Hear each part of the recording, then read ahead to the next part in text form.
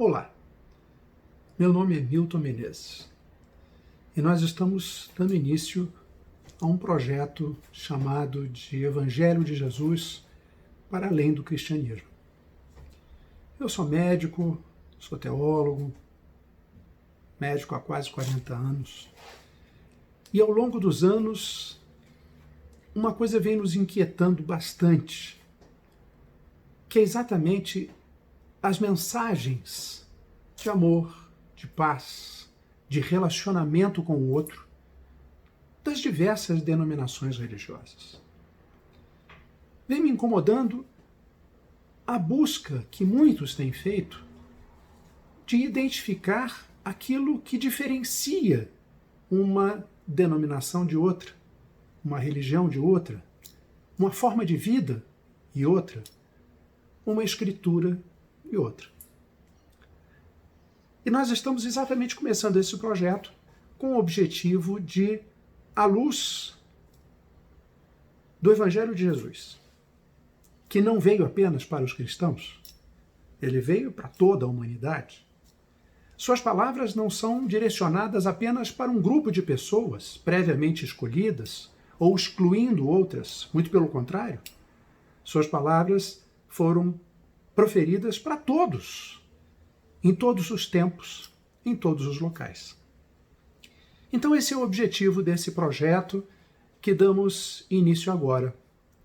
Já escrevemos alguns textos, publicamos em alguns sites, mas esse projeto começa com esses vídeos que serão apresentados trazendo mensagens do Evangelho de Jesus, mas mostrando o quanto que se aproxima, o quanto que nós podemos encontrar mensagens similares nas diversas escrituras, unindo as pessoas e não as dividindo, unindo os povos e não segregando alguns.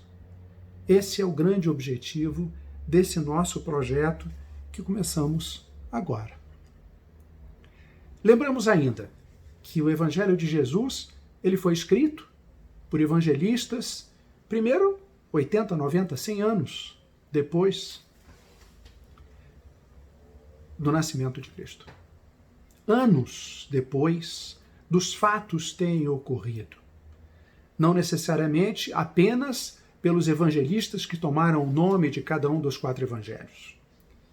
Mas, na verdade, eles foram escritos para apresentar essas verdades, para apresentar esse estímulo de como se viver, buscando, de fato, o amor, a relação compassiva e a paz interior.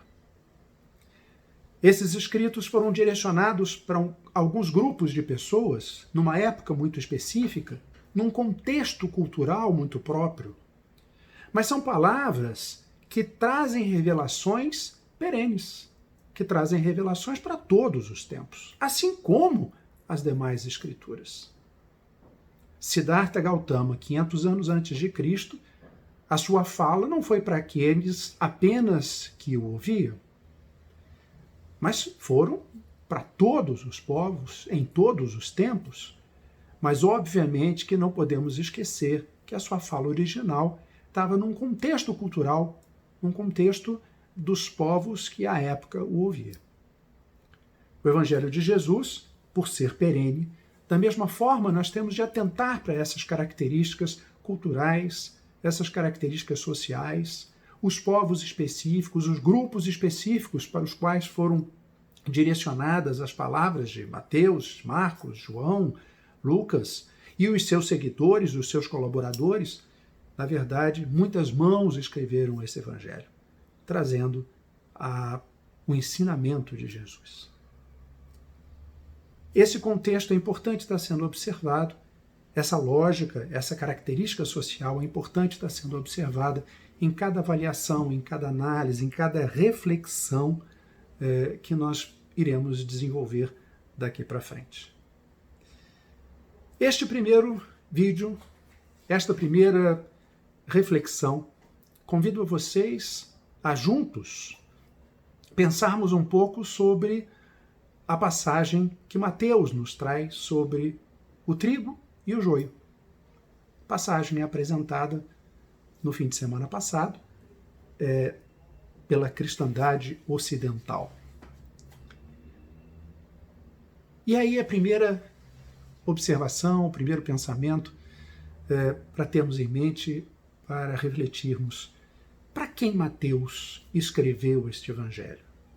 Para quem Mateus escreveu essas passagens que aconteceram ao longo do seu evangelho, trazendo à tona a fala e as ações de Jesus? Mateus especificamente escreveu para os judeus. Claro, para todos, mas mais especificamente para os judeus cristãos, que passavam por um momento de muita angústia. Primeiro, tendo o peso da lei judaica. Segundo, ouvindo Cristo dizendo, a lei não que ela não seja importante, mas o mais importante é a relação que você tem com a verdade transcendental e com o seu próximo. A relação com aquele com que você convive. A relação com as pessoas com as quais você vai ter contato. E que muito mais importante do que a frieza da lei é a forma amorosa, a forma compassiva com que você vai se relacionar com as pessoas no seu dia a dia. Mas o peso da lógica judaica nos traz a imagem e a reflexão de uma análise dualista da realidade. Era basicamente o bem e o mal, o certo e o errado. Era a lógica da lei, que na verdade é uma lógica do nosso raciocínio, da nossa razão humana. Nós comumente pensamos dessa forma. Nós comumente colocamos a nossa vida dessa forma. Estou fazendo certo? Estou fazendo errado? Estou agindo corretamente ou não? Aquela pessoa agiu de forma equivocada? Podia ter agido de forma diferente? Surgem não apenas os pensamentos dualistas, mas acima de tudo o julgamento que nos traz esse pensamento dualista. E é exatamente este o aspecto importante para refletirmos, inclusive, em toda a mensagem de Jesus. E, igualmente, as diversas mensagens das diversas escrituras de tantas outras denominações ocidentais, orientais. O ideal é que consigamos fugir desta visão dualista do dia a dia. Porque com isso, nós fugiremos também do julgamento. Com isso, nós fugiremos também da crença de que podemos agir certo ou errado. E ganhamos uma reflexão de um processo evolutivo e de uma visão integral do ser humano. Quando observamos essa parábola do trigo e do joio, à primeira vista, e dentro da lógica judaico-cristã, vinha à mente o bem e o mal, o certo e o errado. Mas, na verdade, se nós formos avaliar mesmo essa passagem, ela não nos traz o que é certo e o que é errado. Ela não traz uma contraposição. Pelo contrário, o trigo e o joio, num primeiro momento, são bastante similares. Eles enganam. Eles trazem ilusões. E mais do que isso, se nós permitirmos que eles cresçam juntos e nada fizermos, quando colhidos, o produto final será estragado. Então, na passagem, e aí nós trazemos essa reflexão, e depois levando para todas as diversas tradições, por que não ceifar inicialmente o joio? Porque ele poderia acabar com o trigo, poderia também matar o trigo. O nosso crescimento espiritual, a nossa evolução, ela está exatamente num processo contínuo de crescimento. Mas um processo contínuo de crescimento que essencialmente esta verdade transcendental habita em nós, mas a nossa relação com o mundo é uma relação ilusória. É uma relação daquilo que nos apegamos a este mundo. Na verdade, aquilo que nós nos identificamos no mundo leva a que tenhamos uma relação de apego a ele. E apego aí não é uma visão meramente de desejos, de vontades, né? Os orientais têm uma visão muito clara sobre isso. O desejo é algo que nós queremos comer algo que gostamos, nós queremos vestir uma roupa mais confortável, nós queremos estar ao lado de uma pessoa que amamos, nós queremos caminhar ao longo da praia, recebendo a brisa do final do dia. Todas essas ideias são desejos. Mas o mais importante não é não termos desejos. Isso faz parte do ser humano. O mais importante é que não deixemos que esses desejos se adonem de nós. Nós não podemos estar vinculados a eles. A nossa felicidade não pode estar vinculada a eles. E aí vem uma imagem muito interessante oriental de que o desejo e o apego são coisas bastante diferentes. O apego é a nossa tentativa de aprisionar permanentemente o desejo, como se ele permanecesse presente ao longo da vida, se assim desejarmos.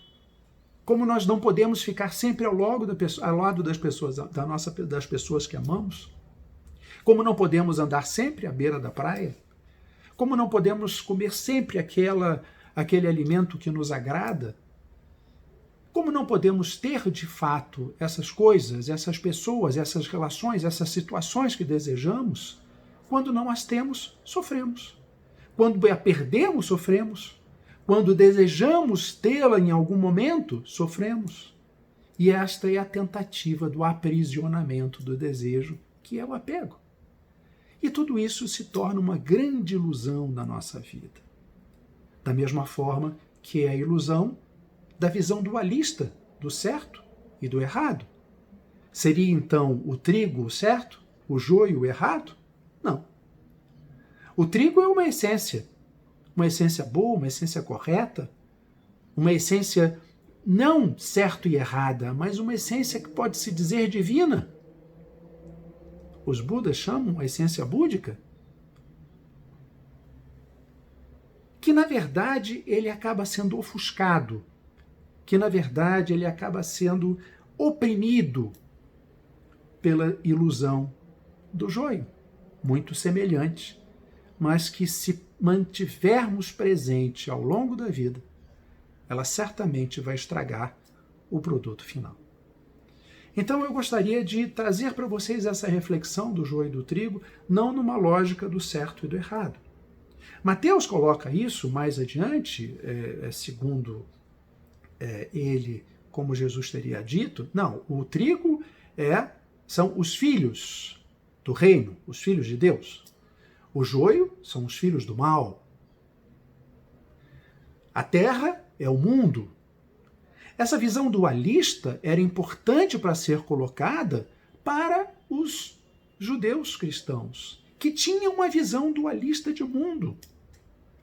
Mas ao longo de todo o Evangelho de Jesus, ao longo de toda a sua vida e de todo o seu exemplo, trazendo para o mundo de hoje, unindo-nos com os nossos irmãos das diversas outras denominações, percebemos que, na verdade, essa visão dualista, ela é uma visão da nossa razão.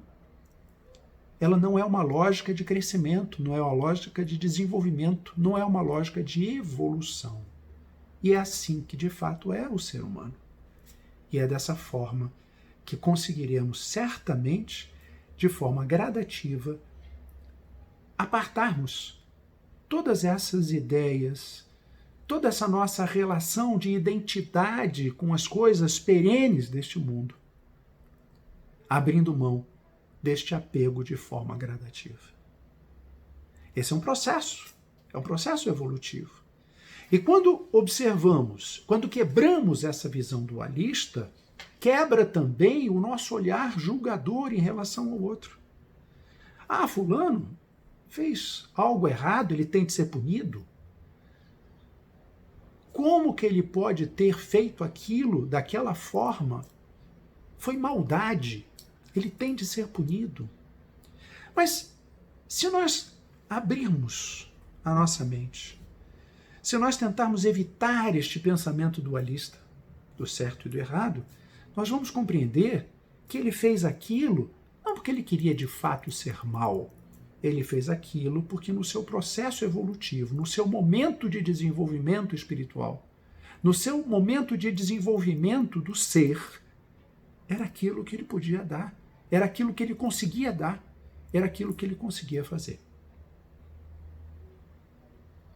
Então, mesmo Jesus, mesmo no Evangelho, e mesmo no Evangelho de Mateus, direcionado a judeus cristãos, direcionado a pessoas que pensavam em uma dualidade assim bastante imprópria, baseado na lei, no certo e no errado, o julgamento é algo inaceitável.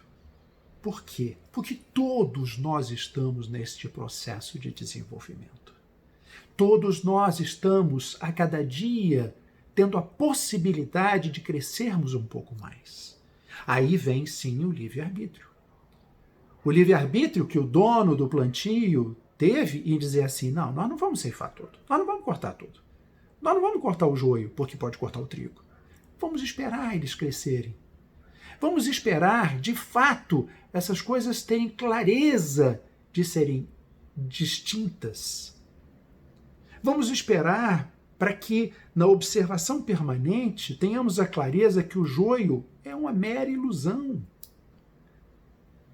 E livrando-nos dessa ilusão, livrando-nos desse dualismo do certo e do errado, nós vamos conseguir perceber, de fato, aquilo que é trigo, aquilo que é alimento, aquilo que é importante, aquilo que, de fato, nos alimenta. Então esse é um aspecto que eu queria trazer para vocês, tomando por base essa passagem que nos foi apresentada no domingo passado, juntamente com duas outras passagens, a passagem da árvore frondosa, da semente pequena da mostarda, uma das menores que existe, e uma grande árvore frondosa em que os passarinhos podem se aproveitarem da sua sombra.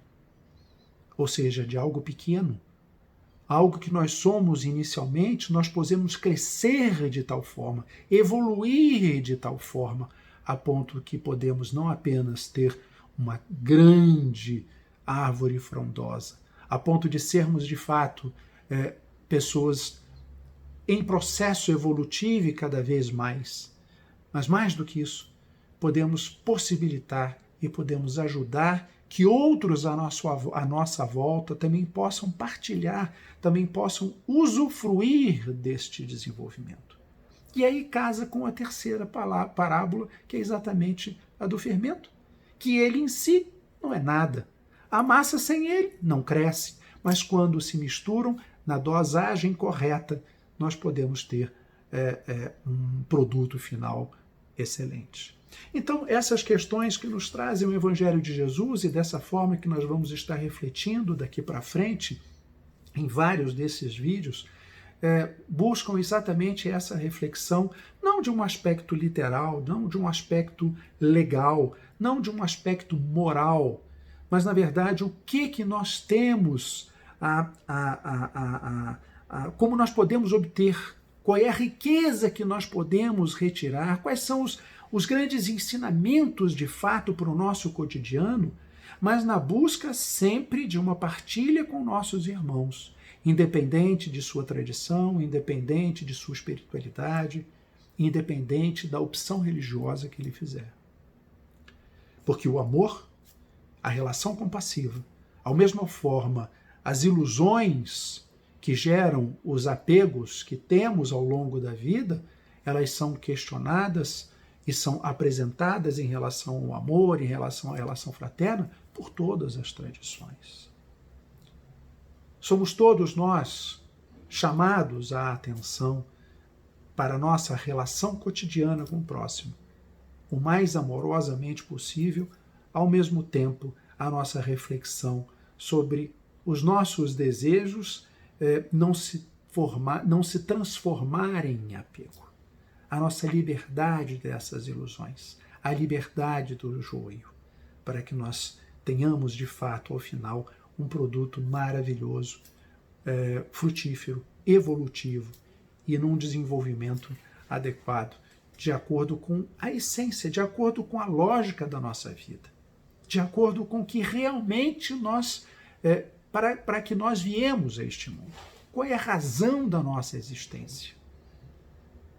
Qual é a razão da nossa existência? É exatamente esse processo de desenvolvimento. E quanto mais nós tentarmos nos livrar desta visão dualista do certo e do errado, mais facilidade nós teremos de compreender esse processo evolutivo em nós e nos outros. Por que quando nós observamos o mundo animal, nós não dizemos que o tigre na floresta que mata a gazela é mau e o tigre no zoológico que come o que lhe dá, ou que as pessoas lhe dão, esse é bonzinho? Por que nós não usamos essa dualidade no mundo selvagem, por exemplo? Porque ali ele faz o que ele precisa. Ali ele faz o que ele sabe. O tigre, quando mata uma gazela, ele não está sendo mau. Ele faz o que ele sabe para se alimentar, para sobreviver. Ele não quer o mal. É o processo dele, é a vida dele. Claro que nós não podemos dizer também para um agressor, nós não podemos dizer para um assassino que não, está tudo bem, ele é bonzinho tanto quanto os outros. Porque não é uma questão de ser bonzinho e de ser mauzinho.